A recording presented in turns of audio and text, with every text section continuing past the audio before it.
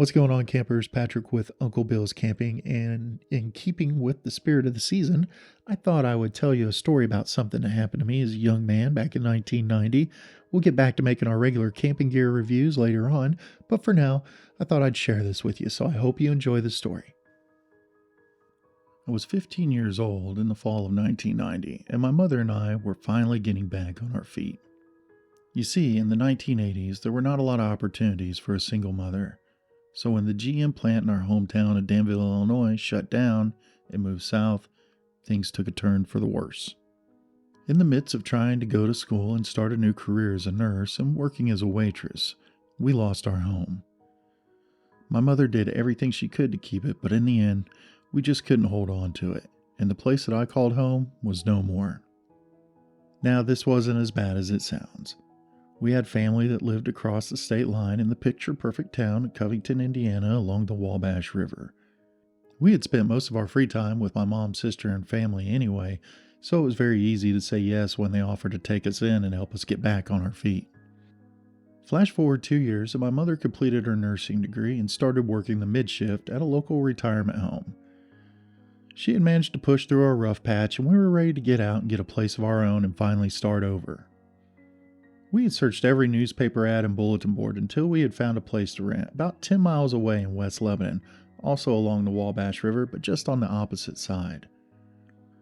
Now, when I say West Lebanon, I'm not saying it was in West Lebanon. I'm just saying that is the closest township we happened to be by. To be more accurate, it was down Old Highway 63. Now, Old Highway 63 was a very well-maintained road that paralleled the Wabash River for some time. It's kind of hard to explain how picturesque this area is. The road itself cut through an old-growth forest, so if you were on a straightaway, it seemed as if you were driving through a tunnel of greenery. To the west of the road, it was mostly forest, and to the east there was a small barrier of trees separating the road from the cornfields on the other side that sprawled all the way to the Wabash River. The home we found to rent was just off this stretch of road between its beginning that spurred off of Highway 63 and the town of West Lebanon. It sat perched on top of a forested hill on the east side, overlooking the road and a small fishing camp along the river. It was beautiful to say the least, and it came with 60 acres of woods to hunt and fish on as we pleased.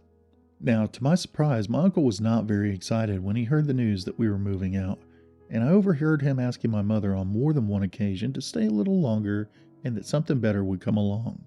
Now, my uncle was a stern and hardened man. He was never one to plead or try compromising with anyone, let alone his wife's baby sister, so this seemed very out of character for him. But the place looked great, and my mother was determined to make her own way again, so she signed the lease and put down a deposit.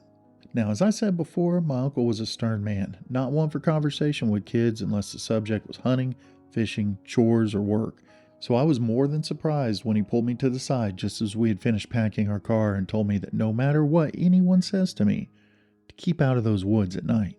He said this with such intensity that I felt he was talking to my 15-year-old soul. His gaze was so intense that I couldn't look him in the eye, so he grabbed the bottom of my chin and jerked it up, just to make sure I could see him, and he told me one more time, "Stay the hell out of those woods at night. Do you understand me?" Then he gave me a slap on the shoulder and said he'd see me on Sunday morning for breakfast. All I could say was a befuddled yes sir, and then I got in the car with my mother to drive to our new home. The drive only lasted about 15 minutes, but the scenery drastically changed from a sleepy little town to rolling hills and forest with cornfields dotted along the way. As we pulled up the winding driveway to our new home and parked, we were greeted by the property owner. His name was Tom, and you could tell instantly that he was a stranger to no one. He greeted both of us with a firm handshake and gave us the grand tour. The home was a modular home, but it was very nice. Almost identical to his own, which was located just on the other side of the split driveway.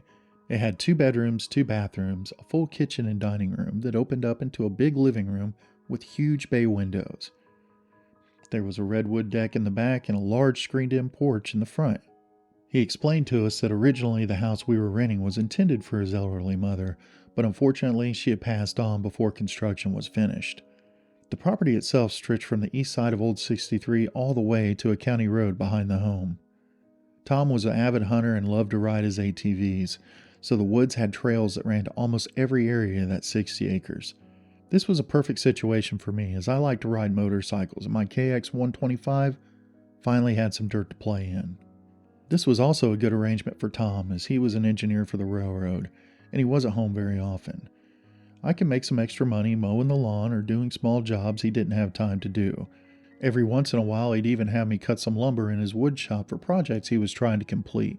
I think this was convenient for him also, and it made him feel better about having somebody close by his wife and daughter while he was away, given the remote location of the property.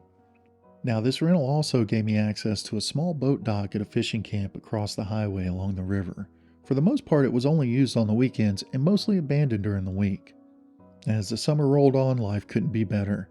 I could go ride my dirt bike, I could hunt and fish anytime I wanted, and I had finally started making some friends with kids that lived in the area, although most of them lived a few miles away. Keep in mind, I still followed the advice my uncle gave me about staying out of the woods at night. Even though, every now and again, I'd go down to that boat dock on the river and do some night fishing, hoping to hook one of those huge channel cats. Now, as time went on, that stern warning my uncle had given me seemed a little less important, and I decided I wanted to go camping and set about gathering some supplies. Since my neighbor Tom happened to be home this weekend and I knew he hunted every chance he could, I assumed he'd have some camping gear. So I walked over to his shop and asked him if I could borrow some of his gear. Now, without hesitation, he told me that under no circumstances did he want me camping in those woods. The reason for this was that he didn't want a campfire to get out of control and burn down his acreage. Now, if I hadn't already been warned by my uncle about staying out of the woods at night, I wouldn't have been so suspicious of this warning.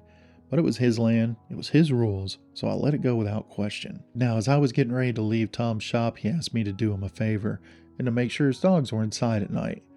He said he couldn't call home every night due to his job as a railroad engineer, and that if I happened to notice his dogs were out, to please call his wife and have her bring them in and close the dog door.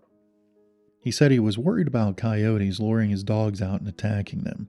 This seemed strange, as I knew there were some coyotes in the region, but had never heard one since I had lived there. There was also, to my knowledge, not any predators such as bears, wolves, or big cats to be worried about. Hell, the worst thing I ever come across was a water moccasin or the occasional skunk. This was an area of the country that just didn't have large predators, or at least that's what I thought at the time. Now, it wasn't long after this conversation that I understood exactly why my uncle and Tom were so adamant about me staying out of the forest at night. As I said before, our property backed up to a state road by the name of Gobbler's Knob. An interesting name for sure, as the names of most county roads are. My good friend Brad happened to live on this road, and I would ride my motorcycle through the trails of our acreage and come out on Gobbler's Knob Road just about a mile south of his family's property. I would then pull out onto the gravel road, point my wheels north, and I could be there in no time at all. This was pretty much an everyday thing, and I would always make sure to get home before dark. Now, unfortunately for me, a seemingly small mistake put me in a situation that, to this day, I believe, almost cost me my life and left me with many unanswered questions. On the day of this incident, I was in such a hurry to get my chores done so I could get to Brad's house, as he had just gotten a Sega Genesis for his birthday. This was a big deal, as the only gaming console I had was the original Nintendo, so I rushed through my chores so I could spend as much time as possible at his house playing Altered Beast. Once I was finished with my chores, I threw on some clean clothes, jumped on my dirt bike, and tore off like a man possessed. And just about the time I had arrived at Brad's, my motorcycle let me know about the mistake I had made. In my haste, I had accidentally filled my two-stroke engine with regular gas. For those of you that don't know, older two-stroke motorcycle engines required a small amount of oil mixed in with the fuel to keep the pistons from locking up. And by the time I got to Brad's house, I could tell that my mistake was going to cause a good bit of damage if I kept it running. So, as I pulled into the driveway, I put it in neutral, I killed the engine, and I coasted to the garage behind his house. After a quick inspection, Brad's grandfather assured me that the engine would be fine, but that the fuel needed to be drained and the proper fuel mixture needed to be added. My plan was to do this after the engine cooled down, but soon I found myself sitting on the floor with my friend, mesmerized by the glory of the Sega Genesis. Before I knew it, hours had passed. As a matter of fact, so many hours had passed that when I finally set the controller down to rub my eyes and stretch, I noticed the sun setting from the family room window. In a panic, I jumped up and I told him I gotta go. I headed toward the back door, only to remember that I had neither drained the old fuel from the motorcycle, let alone bothered to ask if they had any two-stroke fuel mix. And in case you're wondering, they didn't.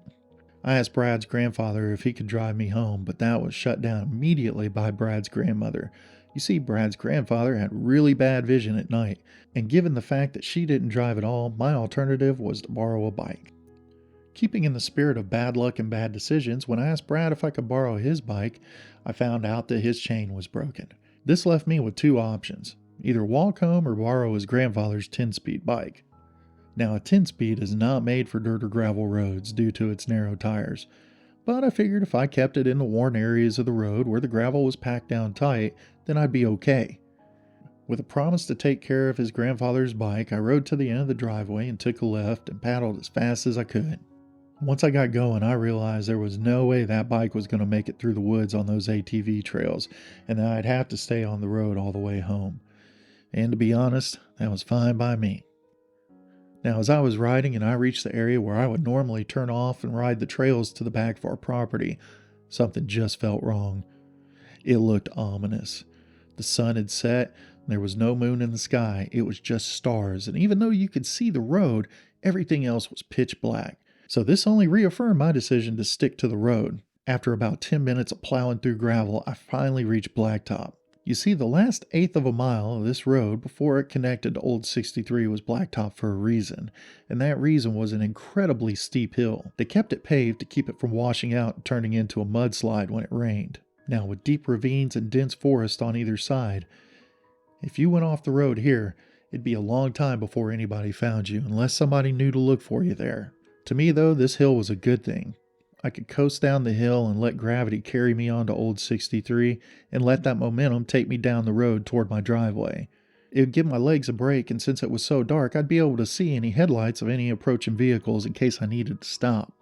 It seemed like a good plan, but for some reason, as I sat there at the top of that incline, in the dark, staring down that hill, seeing the road, the trees, and the cornfields beyond that all the way to the river sparkling in the starlight, I felt very exposed. No, that's not the word. I was afraid. I suddenly felt chills throughout my body.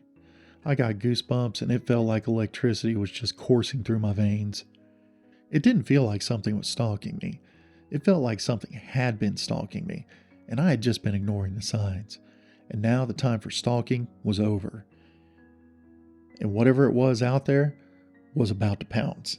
I was absolutely sure of it, and for a brief moment my mind and my body were having this dialogue, where my mind was trying to rationalize what was going on, and my body and my senses were telling me to just run, and that's exactly what I did. I launched that 10-speed down the hill with no consideration about how I might stop it if I needed to, and within seconds, my mind confirmed what my body had known all along. As I was rushing down this hill with the wind blowing my hair back and my eyes watering, I heard the sound of crashing and breaking branches, just inside the tree line but just out of eyesight. But I could tell it was close, way too close for comfort.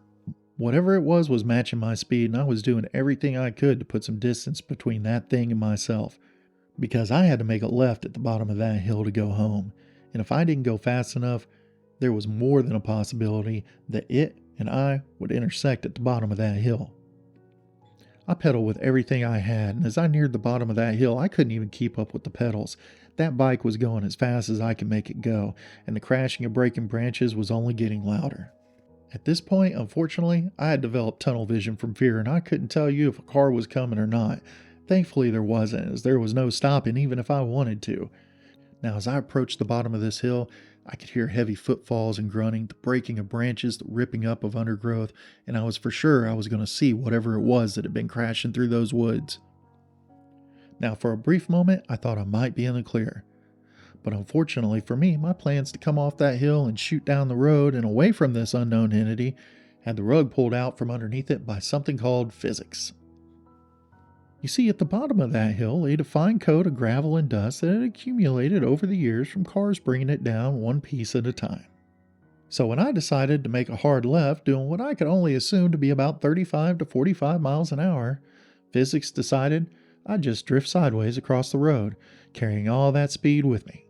But this catastrophic failure doesn't stop there, because as I slid sideways across that road, both of my tires planted firmly in the gravel on the shoulder, transferring all that kinetic energy into yours truly, turning the bike into a catapult and me into the ordnance. And in an instant, I was airborne, hurling through a small row of trees that grew along the side of the road, my skin being cut and shredded as I crashed through those small branches, and then for a second, weightlessness. And at that moment, almost as if gravity itself said, "Not on my watch," I was promptly slammed into the ground like a meteor into that cornfield. Now, while all this was happening, I could hear this thing, this beast, or whatever it was, clear the woods on the other side of the road, and then it was silent. And for a brief moment, I think it was just as confused as I was as to what had just happened. Now, while I was laying there trying to suck some air into my lungs and get my feet up underneath me, I heard the sound of something running, but it wasn't running toward me, it was running away. It definitely wasn't chasing me. It was too small and there were too many of them. I didn't put it together at the time, but I had landed very close to a herd of deer that had either bedded down for the night or was in the field feeding on the corn. And those deer saved my life, because as I lay there waiting for whatever it was on the other side of that road to come after me, its attention shifted to one of them. I could hear that thing break through the tree line on my side of the road and plow through that cornfield chasing its prey. And once I knew it was far enough away, I slowly crawled out of that field and up through the trees until I reached the road. As I was coming out of the woods, I found the bike, or at least what was left of it. It was pretty much a useless, twisted mess, so I decided to take off on foot. Literally. You see, my time as a human cannonball had relieved me of one of my shoes, so I just kicked off the other one and started running toward my house the best that I could. Now, as I neared the end of my driveway, I heard something off in the distance. It was the bawling of a deer in distress, and it didn't last long. It was across the field by the river, near the fishing camp, which happened to be just across the road from our property. Now, this was not good, and it surged any adrenaline I had left into my veins. I ran up that driveway, crashed through my front door, locked it behind me, and collapsed on the living room floor. After laying there on the floor for a few moments and trying to assess the damage that had been done to me, and finally coming to the conclusion that I was going to live through it, I finally started to feel safe. But that feeling didn't last long. I heard barking. And at first, I just figured Tom's wife Audrey had left the dogs out again, and she had without a doubt. But it was the tone that they were barking in that got my attention. They were scared, they were defensive. I'd never heard them bark like that before, and I realized I wasn't as safe as I thought I was. I pulled myself up off the ground, made sure the front door was locked, and then frantically ran to the back of the house and made sure that door was locked as well. I ran to my mother's room and I grabbed a .38 special from her nightstand and a box of ammunition. I put the .38 in my waist and I ran to my bedroom. I went straight to the gun rack over my bed and I grabbed my Winchester 12 gauge and a .410 bolt action and every box of slugs and shot I had. I sat up in the dining room as it was the darkest room in the house and there were no windows, but I could see clearly into the kitchen, the living room, and down the hallways. Once I felt like I could defend myself, I grabbed the phone off the wall and called Tom's wife. I told her there was a very large animal roaming the property, and to open the dog door and let the dogs in, but don't open the door and go outside for anything. I also told her it'd probably be a good idea to arm herself just to be on the safe side. Once I was off the phone with Audrey, I called 911 and I told them the same story about a large animal roaming the property. I didn't want to tell them everything that had happened because I didn't want them to think that I was just some scared kid, so I downplayed it a little bit. And of course they passed the buck and said they'd pass it on to the game warden as it was more of a job for him. Now my mother was working the evening shift, so I called her work to let her know what had happened. I said I was fine, but that when she came home she should not get out of the car or turn her lights off or even turn the engine off until I come out to get her. Now this obviously didn't sit well with my mother, and she took it more seriously than I thought she would. Within 20 minutes my uncles and cousins showed up in a small convoy of trucks. Spotlights on, turning night into day, and armed to the teeth. You want to talk about calling in the cavalry. I finally felt like I was safe. Once everybody had gotten out of their trucks and they were situated, my uncle come to the door, rifle in hand. He told me to gather some clothes for my mother and I, and after a strong suggestion from my uncle, Audrey and her daughter loaded up the dogs and headed to their family's house in town. Once we knew they were on their way, we climbed back in his truck and headed back to his house. My mother showed up at their house just after we arrived, shaking like a leaf, obviously worried about her baby boy, checking me over from head to toe, putting antiseptic and bandages on all my wounds. Now, miraculously, most of my wounds were superficial, with the exception of some broken fingers and some bruised ribs. Now, after some much needed rest, the next day my uncle, my cousins, and I went back to that hill on Gobbler's Knob Road. He pulled over at the top of that hill, and once we got out, we got the shotguns out of the gun rack that rested just above the seat. We walked off into the woods, and it didn't take us long to find what we were looking for. Running parallel to the hill from top to bottom was a straight line of broken trees, branches, and ripped up undergrowth. It was at least 4 feet wide and 8 feet tall, and we could easily follow it down all the way to Old 63. And on the other side of the road, one could clearly see an irregular path carved through the cornfields leading toward the fishing camp. Now, while we were following that trail, we noticed that on those broken branches and those bent over corn stalks, there was these tufts of brownish red hair. And I guess the only thing I could visually compare it to would be the hair you would find on an orangutan. As we followed that trail through the cornfield and neared the fishing camp, we seen what I had only suspected the night before. It was the corpse, or the pieces, shall I say, of a freshly mutilated buck, and it had been ripped apart. Not eaten, but ripped apart. Its head was placed squarely on a post usually reserved for the head of a trophy channel cat. To make matters worse, upon inspection of the area around our home, we found the same tufts of brownish red hair on the barbed wire fence behind Tom's property, and this was the area that Tom had kept his dogs when they weren't inside. Once we had searched the property and we felt it was safe, we returned to our home along the river, although I never went outside at night unless it was right there on the property. And after that, I never went into the forest unarmed. Things were uneventful after that, and to be honest, I never had that uneasy feeling again, so maybe I was just in the wrong place at the wrong time. Not long after this, my mother met and married an old flame she had knew years before I was born, and we moved away from there. It wasn't until some years later, when searching the internet became easy, that I started looking into this. Now, I'm not saying this is what it is, because I never seen it with my own 2 eyes, so I can't say for sure. But there's been multiple sightings and foot castings of the alleged Sasquatch all over the Wabash Valley. Now, you can take that for whatever it's worth, but just remember, the next time you're in the forest and it feels like you're not alone, you're probably right. Well, folks, that's all I have for now, and I hope you enjoyed the story, and I'm glad I could share it with you. And if you happen to live in the Wabash Valley near West Lebanon, Indiana, do yourself a favor. Stay the hell out of those woods at night.